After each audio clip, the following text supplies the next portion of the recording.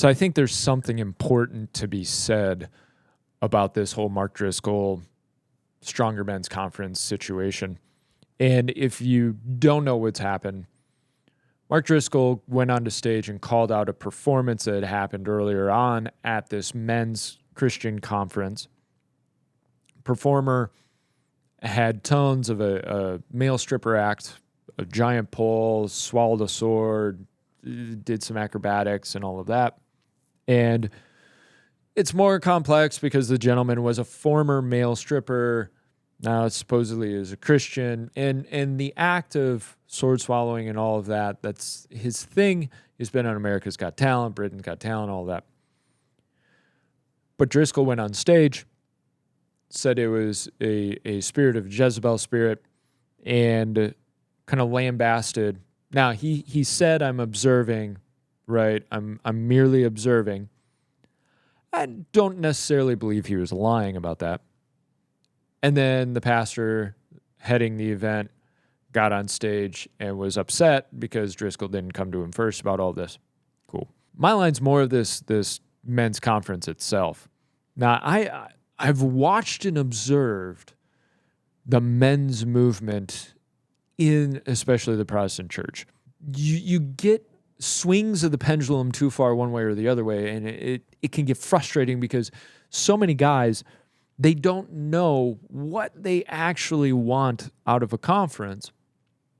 And so if you have pyrotechnics and monster trucks and tanks crushing cars and Chuck Norris and all of that, there's plenty of guys who are like, well, that's cool. You know, I want to see a monster truck, so I'll go. And I guess, cool, I'll get more Christ too. And then you have the swing to the other side, which is kind of funny because I think the people that are lambasting this the most are the ones who think men need the most feminized, soft, sensitive version of church possible.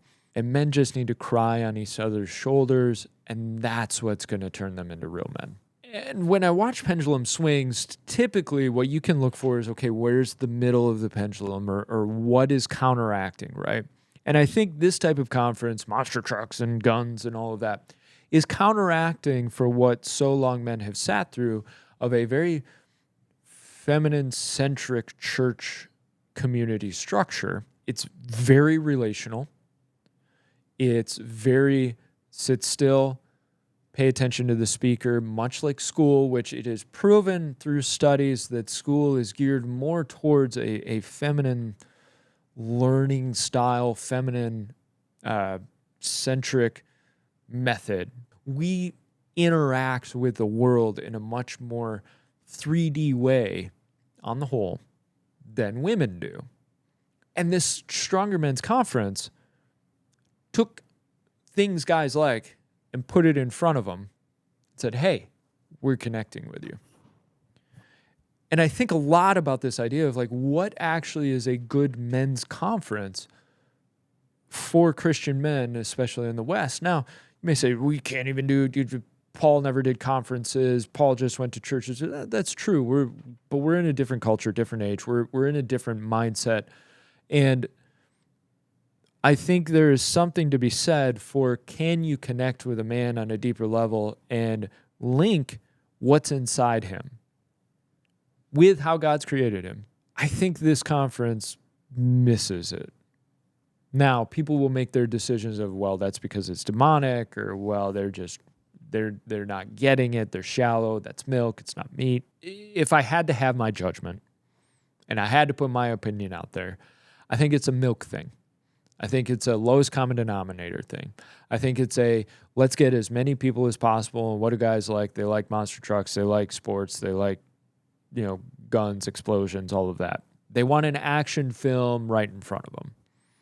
And there's a reason action films are so popular. We vicariously live through these ideas. We're the hero in the story, right? We're the John Wick, we're the Neo, we're Keanu Reeves connections, I guess, for some reason. We're the Tom Cruise in Mission Impossible.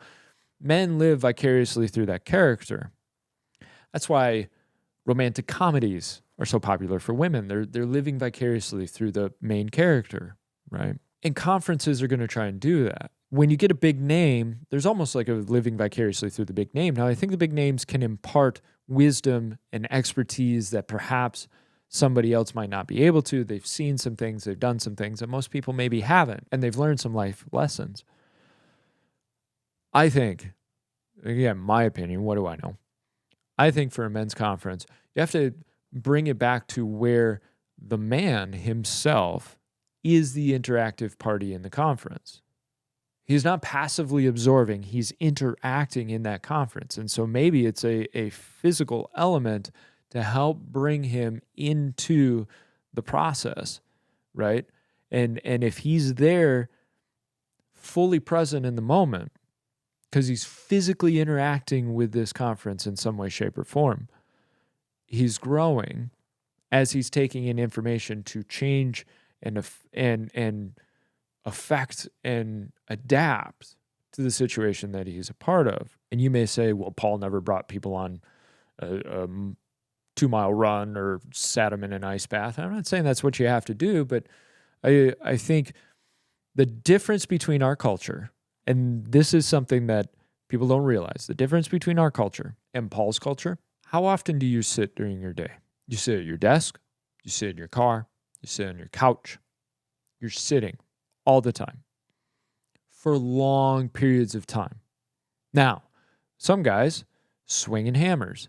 Some guys are turning wrenches. Some guys are up on roofs. Some guys are in fields, right? There are still moving men, but there are so many men today that are not moving. And we're passively absorbing 8, 10, 12 hours a day. How many of us are sitting behind computers all day?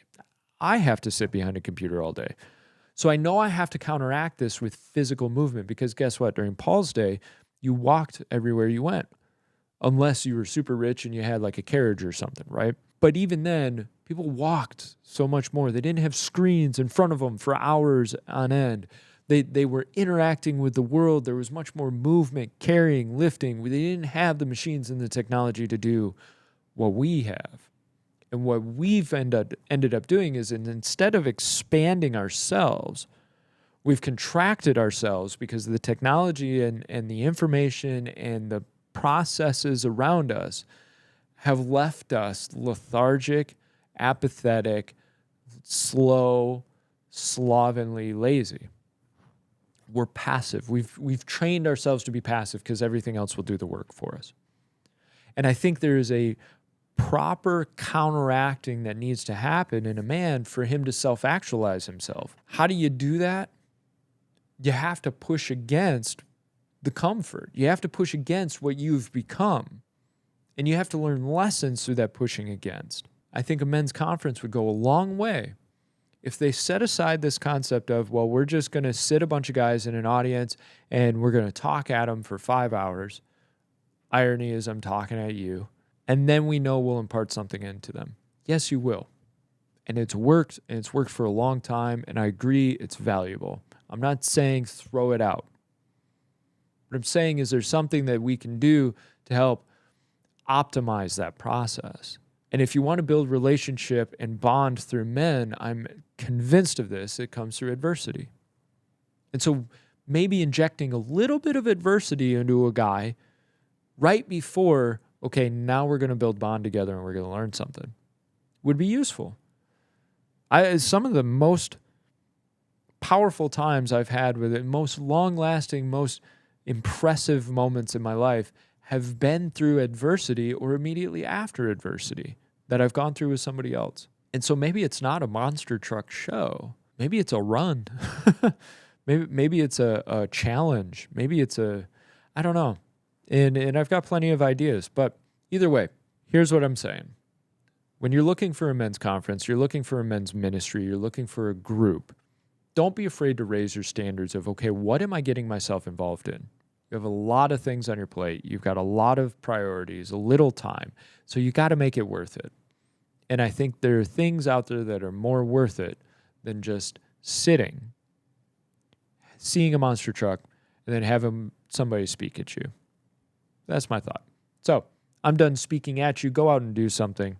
Thank you so much, guys. I'll see you next time.